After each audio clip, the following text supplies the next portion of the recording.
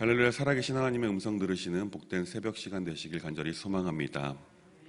제가 오늘 말씀을 준비하면서 본문 말씀을 묵상하는데 제가 법한교회에 와서 2번이나 수요 예배 때 말씀을 전한 본문이 포함되어 있는 본문이라 조금 난감했었습니다.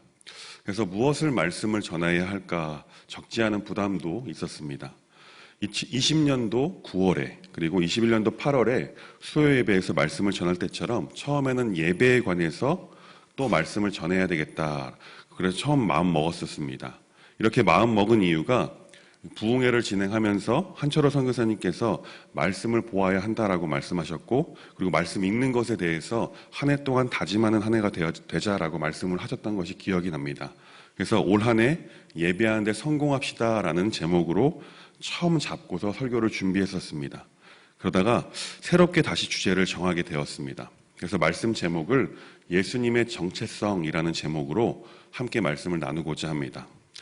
말씀을 묵상하는데 요한복음 4장의 전체 주제가 예배가 아니라 바로 예수님에 대한 정체성에 대해서 이야기하고 있기 때문에 그렇습니다. 이러한 관점으로 함께 오늘 말씀을 함께 묵상하고자 합니다. 요한복음 4장 4절부터 말씀을 보면 예수님께서는 갈릴리로 가시기 위해서 사마리아라는 지역을 통과하여 가고자 하셨습니다. 그래서 사마리아 수가라 하는 동네에 도착하셨는데 그곳은 야곱이 그 아들 요셉에게 준 땅이 가까웠고 야곱의 우물이 있었다라고 기록하고 있습니다. 예수님께서 길을 가시다가 줄이 시고 피곤하여서 야곱의 우물 곁에 앉아 계실 때였습니다. 그때 사마리아 여인이 물을 기르러 예수님이 앉아 계신 그 야곱의 우물로 오고 있습니다. 그때부터 이 이야기가 시작이 되고 있습니다. 사실 예수님이 사마리아로 들어간 것과 사마리아 여인과의 대화는 우연이 아니었던 것입니다. 모두 하나님의 계획하심이었고 예수님의 특별한 목적이 있었음을 우리가 알 수 있습니다. 예수님께서는 사마리아 여인과의 대화를 계속 주고받으시면서 그녀가 영적인 눈을 뜨도록 도우시고 있습니다. 결론부터 말씀드리자면 예수님께서는 그녀가 영적인 눈을 떠서 자신과 이야기하고 있는 분이 메시아다, 구원자임을 인식하도록 이끌고 있다라는 것입니다. 처음 사마리아 여인은 예수님을 그저 유대인의 한 남자로만 보았습니다. 9절 말씀입니다. 사마리아 여자가 이르되 당신은 유대인으로서 어찌하여 사마리아 여자인 나에게 물을 달라 하나이까 하니 이는 유대인이 사마리아인과 상종하지 아니함이로라. 그런데 말씀을 읽으면 읽을수록 사마리아 여인이 예수님을 향한 그 인식이 점차 변화되고 있음을 보게 됩니다. 처음에는 그냥 유대인 남자로, 근데 오늘 본문에 와서는 예수님을 선지자로 인식하고 있음을 보게 됩니다. 여기서 한 가지 짚고 넘어가야 할 부분이 있습니다. 사마리아 여인이 물을 기르러 나온 시간입니다. 6절 말씀에 보면 6시쯤 되었다라고 말씀합니다. 그런데 유대인의 시간 6시는 우리의 시간으로 환산해 보면 낮 12시, 가장 뜨겁고 더운 정오입니다. 이 사마리아 여인은 사람들 아무도 물을 기르러 오지 않는 그 뜨거운 태양이 내리쬐는 정오 시간에 우물을 찾아와야 했던 것입니다. 그 상황을 살펴보면 그녀가 겪어야 했었던 그 수치와 고달픈 인생을 짐작해 볼 수가 있는 것이죠. 예수님께서는 그 모든 상황을 아시고 그녀가 겪고 있었던 인생의 문제에 대해서 전곡을 찌르고 계십니다. 16절 말씀입니다. 이르시되 가서 내 남편을 불러오라. 사실 그녀는 인생의 문제를 남편을 통해서, 남자를 통해서 해결하고자 하는 그런 마음이 있었던 사람이었습니다. 그런데 그 남편이 그녀에게서 해결책이 되지 못하고 있음을 예수님께서 정확하게 짚고 계신 것입니다. 그녀에게 어떠한 문제가 있었는지에 대해서는 정확하게 기록되어 있지는 않습니다. 그러나 그녀는 5명의 남편이 있었음에도 그녀의 인생의 문제가 전혀 해결되지 않았던 것입니다. 당시 함께 살고 있었던 남편도 진정한 남편이 아니었던 거죠. 그런데 그랬던 그녀에게 내 남편을 불러오라라는 예수님께서 그녀의 인생 문제 앞에 정면으로 도전하고 계신 것입니다. 이 남편을 불러오라는 예수님의 말씀은 그녀의 죄를 정죄하기 위함이 아니었습니다.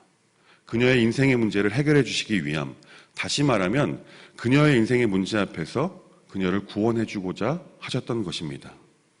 이렇게 인생의 문제를 가지고 있었던 그녀는 예수님의 따뜻한 음성에 다소 놀라기도 했지만 이제는 예수님을 이전에 유대인은 남자로만 생각했던 그 마음이 이제는 예수님을 선지자로 인식하게 된 것입니다. 예수님이 다른 유대인들과는 다르다. 이라는 것은 그녀의 영혼이 깨닫기 시작하는 것입니다. 19절 말씀을 보겠습니다. 여자가 이르되 주여 내가 보니 선지자로소이다. 아멘. 유대인의 한 남자에서 선지자로 인식이 변화되긴 했지만 사실은 아직까지는 만족할 만한 수준의 삶이 아닙니다. 이제 그 차원을 넘어서야 하는 것입니다. 지금까지는 그녀는 예수님을 우리 인생의 문제를 해결해 주시는 그 해결사 정도의 선지자로만 인식했던 것입니다. 물론 예수님께서는 우리의 인생의 문제에 지극히 많은 관심을 가지고 계십니다. 그리고 또한 모든 문제를 해결해 주실 수 있는 능력이 있는 분임에는 틀림이 없습니다. 그러나 그녀가 예수님께 드렸던 더 진지하고 본질적인 그리고 근원적인 질문에 우리가 주목해야 합니다.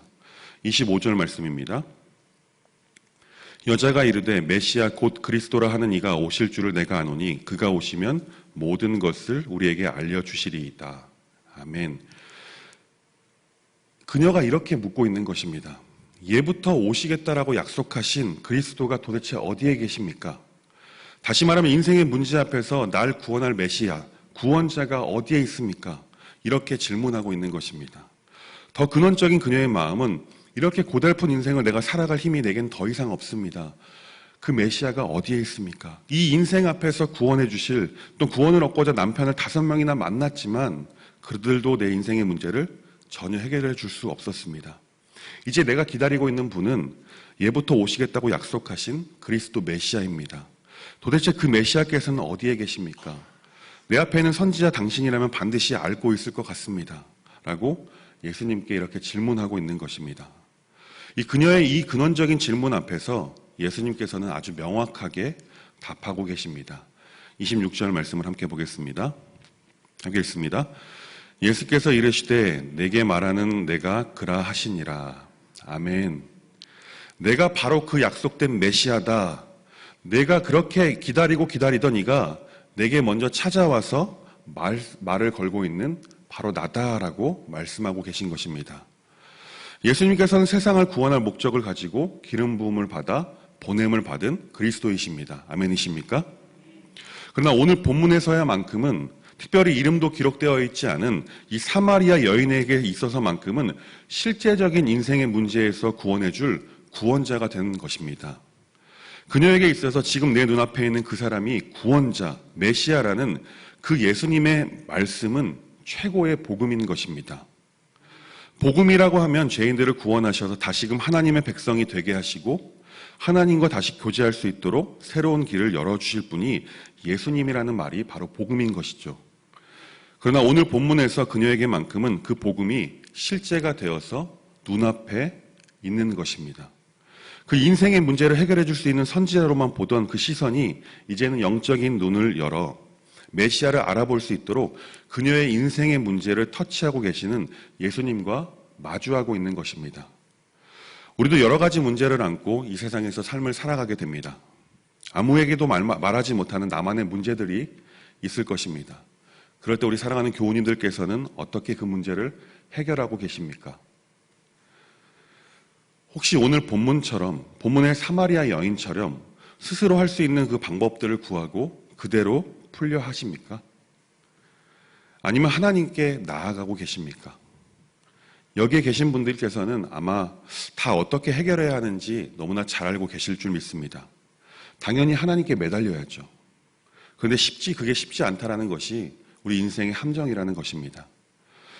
그런데 중요한 것은 오늘 본문에서처럼 예수님께서는 우리의 문제에 너무나 많은 관심을 가지고 계시다라는 것입니다. 또한 그 문제 속에 있는 우리와 함께하고 계신다라는 사실을 믿으시기 바랍니다. 그리고 먼저 우리에게 말을 건네십니다. 내가 품고 있는 그 문제, 내가 알고 있단다. 너의 문제를 내 앞으로 가지고 나아오라라고 말씀하고 계십니다. 사랑하는 법안의 교우 여러분, 누구에게도 말 못할 문제를 안고 살아가고 계십니까? 오늘 본문을 기억하시기 바랍니다. 그리고 사마리아 여인에게 따뜻한 도움의 음성을 건네신 예수님을 떠올리시길 바랍니다.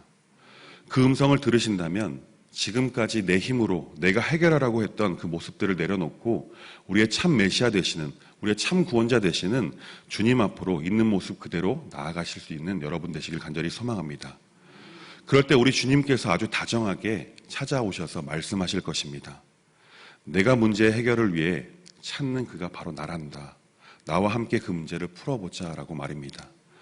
바라기는 그 따뜻한 은혜의 음성을 여러분의 삶 가운데 실제적인 복음으로 받아들일 수 있는 법한의 교우님들 되시길 주님의 이름으로 축원합니다. 기도하겠습니다. 은혜가 풍성하신 하나님 감사드립니다. 우리를 구원하시기 위해 예수님을 이 땅에 보내주심에 감사를 드립니다. 또한 그 예수님께서 우리의 인생의 문제에 관심을 가지고 계시고 그 문제 앞에 있는 우리를 긍휼히 보심 또한 감사를 드립니다. 오늘 사마리아 여인에게 따뜻하게 찾아가셨던 그 예수님을 우리의 삶의 자리에서 특별히 문제 앞에서 마주할 수 있는 은혜를 허락하여 주옵소서. 그래서 세상 다른 방법으로 문제를 풀려 하기보다 우리의 구원자 되시는 예수님께 매달리는 복된 인생을 살아갈 수 있도록 인도하여 주옵소서. 예수님의 이름으로 간절히 기도합니다. 아멘.